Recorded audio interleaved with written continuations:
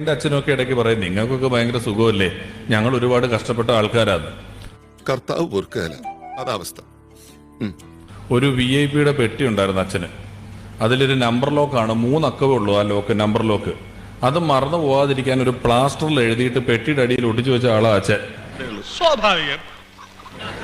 ആ അച്ഛൻ ഇന്ന് ഇത്രയും ഫോണുകളും ആപ്പുകളും ഒക്കെ കൊണ്ട് നടക്കുന്ന എന്നോട് പറയുകയാണ് നിങ്ങൾക്ക് ജീവിക്കാൻ സുഖമാണെന്ന്. ഈ ഫുഡ് ഓർഡർ ചെയ്യുന്ന സ്വിഗ്ഗിയുടെയും സൊമാറ്റോയുടെ ഒക്കെ ആപ്പിന് എന്തിനാണ് പാസ്വേഡ് എന്ന് എനിക്ക് ഇതുവരെ മനസ്സിലായിട്ടില്ല. നമ്മൾ കഴിക്കുന്ന 2 പൂരി 1 കിഴങ്ങേറിയും കട്ടോണ്ട് പോകാൻ മാത്രം ഗതികെട്ട ഏതെങ്കിലും കള്ളൻ ഈ നാട്ടിലുണ്ടോ? ഇത്രയും വലിയ ഗതികെട്ടവൻ ഈ ലോകത്ത് വേറെ ആരെങ്കിലും ഉണ്ടാവും എന്റെ കർത്താവേ? പാസ്വേഡിന് വേണ്ട പ്രത്യേകത എന്താ? ഇത് ഓർക്കാൻ പറ്റുന്നതായിരിക്കണം അല്ലേ?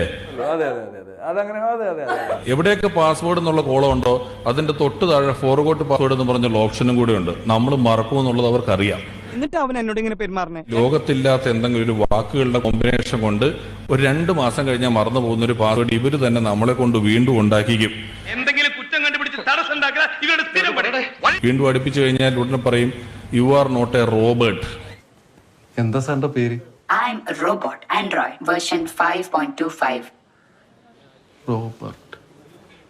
അപ്പോ ക്രിസ്ത്യാനിയാണല്ലേ? അത് ഞെക്കണം. ഈ പാസ്വേഡ് മറന്നുപോയ ഞാനൊരു റോബോട്ടാണോ എന്ന് സംശയിക്കേണ്ട വലിയ കാര്യമുണ്ടോ? റോബോട്ടാണെങ്കിൽ ഇത് മറന്നുപോവോ? പേര് റോബർട്ട്. അത് അടിച്ചു കഴിയുമ്പോ ക്യാപ്ച എന്ന് പറഞ്ഞൊരു സാധനം വരും. C ഇങ്ങനെ നിൽക്കുന്നു, K ഇങ്ങനെ നിൽക്കുന്നു, T ഇങ്ങനെ നിൽക്കുന്നു.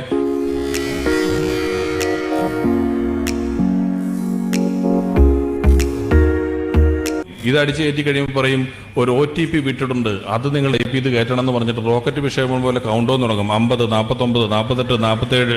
നമ്മൾ കാത്തിരിക്കുന്നു, OTP വരുന്നില്ല, ടെൻഷനായി. 30 എന്റെ സമനില തെറ്റിന്ന് തോന്നണേ. OTP വന്നിട്ടില്ല, പൊടും ടെൻഷൻ. 10, 9, 8, 7 OTP വന്നിട്ടില്ല. ഓടി ചെല്ലുന്നു, റീസെന്റ് OTP അടിക്കുന്നു, 2 OTP കൂടെ ഒന്നിച്ചു വരുന്നു.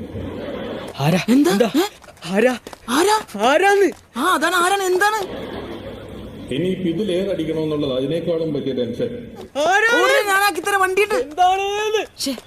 ഇച്ചിരി നേരത്തെ തിരിഞ്ഞു നോക്കണ്ടായിരുന്നു. ഓട്ടം നോക്കി. ഇത്രയൊന്നും ടെൻഷൻ എന്റെ അച്ഛൻ അടിച്ചിട്ടില്ല എന്ന് എനിക്ക് നല്ല ഉറപ്പാണ്. എല്ലാം എന്റെ തെറ്റാ. ആകെ ഒരു അച്ഛനല്ലേ ഉള്ളൂ എന്ന് കരുതി കൊഞ്ചിച്ചും ലാളിച്ചും വളർത്തിയതാ കുഴപ്പമായത്.